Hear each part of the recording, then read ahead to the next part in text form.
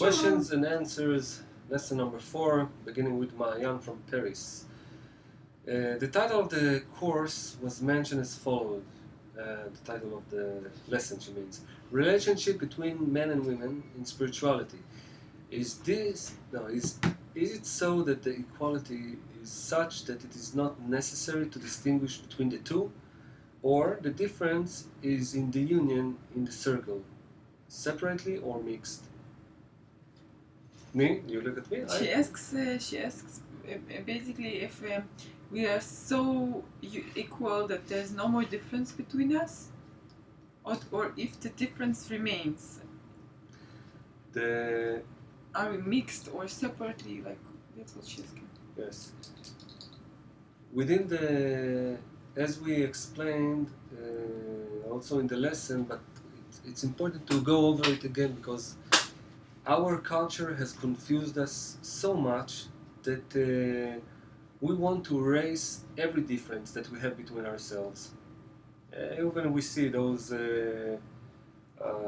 operations that some people are doing, man wants to become women, woman wants to become a man. We try to, I don't know, to get rid of these differences. And as we know, these differences that nature has put in us, these are branches from the roots. And if we want to attain spirituality, we need to reach the equivalence of the form with the roots. This is the only way that we can draw the upper light. So from one point of view, there aren't any differences. In what? In the possibility to attain spirituality. Not only possibility, but the obligation to attain spirituality. But the how, yes, it's different because women are, and as the Kabbalah explains, are more corrected than men. They don't need all of this array of corrections that a man needs to do. If you look at the commandments, men are obligated to do so much commandment. Commandment is a correction, that's it. So many corrections, while women don't. And you see that women are the part who is giving birth, while women are just watching and maybe holding hand, and we don't know what to do basically. Happens to women also. Huh? Happens to women also. Happens to women. But what I want to say is that we are one system, and there is Rav is always speaking about it as a general woman, and there is a general man, like a vessel of the woman, when all the women are connected, and the vessel of the man, where all the men are connected. The man needs to complete their correction. They need to connect between themselves. Okay? The women between themselves, it is good that this will happen, very good, but it's not an obligation. Between men, yes, it's an obligation. And man should connect with one woman, his wife, let's call it like this. He cannot be connected with every woman. Otherwise, these are becoming like hormonal desires, but not desires for correction. And having said that, and I really want that Masha will complete, we need to understand that our correction, the way that we are putting ourselves, or mixed or not mixed, like now we are mixed, yes? But in other situations we will be not mixed. Why? Because in a circle I need to connect with the friends, and Masha needs to connect with women. For us men, I will not be able to function if I will sit in a circle and with me 5 women, beautiful, not beautiful, doesn't matter. I see them as my nature is like nature of a man. I will see them in a very particular way. But in the circle, I don't want to see faces, I don't want to see gender, I don't want to see nothing. I want to see the desire of the friends. So for me as man, it will be easier to do it with them, and this is just for an example. But if you consider, let's say, thinking together of the society, thinking together of dissemination, if you consider this, we're working together, we are mixing together, we are instructing together, we're doing many things, but everything is measured according to the result that we want to attain, the goal, and the way if it's working like this. And now Asha will end. You really answered everything. I don't have. I will tell you what you can answer. Anyhow, it's a system of support between women and men. In the spiritual sense, that the men, without the pushing of the women, will not even want to do something. If you can explain this concept. Okay, first of all, actually, I will add something very small about what you said. When you see our society from the side, in the Baruch, here or in the world, you will see something very weird that will look weird to somebody who only starts study. We are now in the center working all together, men and women. We are sometimes joking, we are doing the work together in a very intense way. We never joke.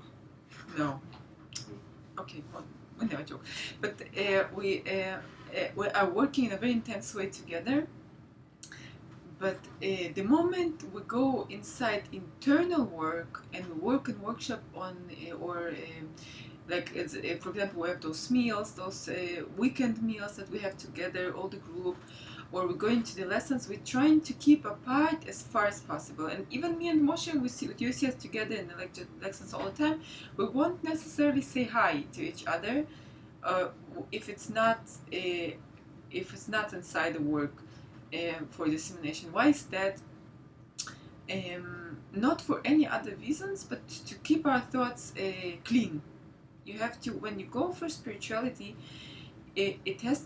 spirituality is something very thin, very delicate, sensitive, that you can destroy very, very fast by letting into the rule of your ego.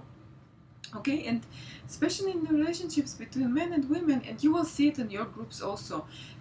Sometimes things just go wrong; they just get mixed because you think you want to connect spiritually, but in reality, it's just a very physical attraction that you add a spiritual component to it. It makes it even stronger. It makes it even harder to fight against, and it's just a very unhealthy mixture.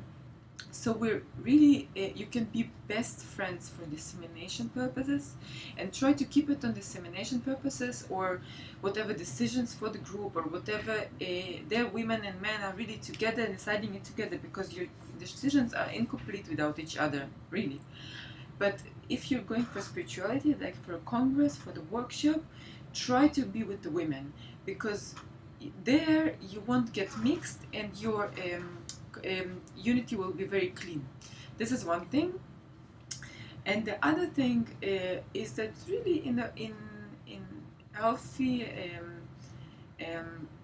relationships between men and women, and also with the male group and the female group, the female group has a very strong influence on the men's group. Until today, I'm searching for ways to explain it, and Rav Leitman talks about it a lot. But if you see the spiritual, how it's built in the spirituality, and we really are starting to learn it in the Pticha, the male part only exists to forward the light to the female part. And if so, you can totally influence it by, first of all, saying what you want to be felt, what you want to have felt. You have an influence of, if you translate it to this world, the man will always want to bring the desire to the woman. He will always want his wife or his girlfriend to be happy. This is something that goes on and on. Look for the books on the shelves, like all the bookstores are full with books of men, for men, how to make your wife be happy, no matter if it's for money or sexually or whatever. This is so deep inside the male nature that it's either he wants to run away from it or he really goes inside it, but this is very deep inside. Just one sentence.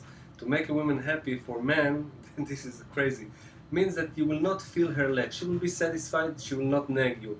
In spirituality, it's all the opposite. You want her always to be even more and more pressing on you. Yes, it was always in all the times. If you look back to the Middle Ages, men are bringing jewels to their women and clothes. A happy wife is like the biggest thing for the ego of a man. Okay, this is how it works in our world, And spirituality is basically the same. So for us women, it means a huge responsibility for uniting our desire in a very clean way, so that will influence them to feel this lack exactly and not any other lack that we may feel. And this only works if we, the women, unite among us. And when the women unite among them,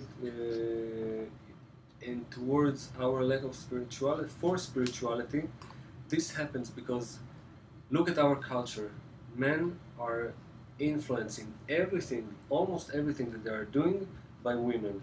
Appreciation, the beauty of women, everything that man is doing, outside of just sitting in his house and watching soccer, it is only because of women. The first love, when you look at teenagers, this is our nature. We're one system, but we don't know how to utilize this. So either we try to erase this feeling by just satisfying her and that's it, that she will not bother me, or if we're speaking about spiritual system, it is all of the opposite. I want them, women, we want them to have the deficiency because their root is the malchut, and the malchut is just a magnet that is drawing.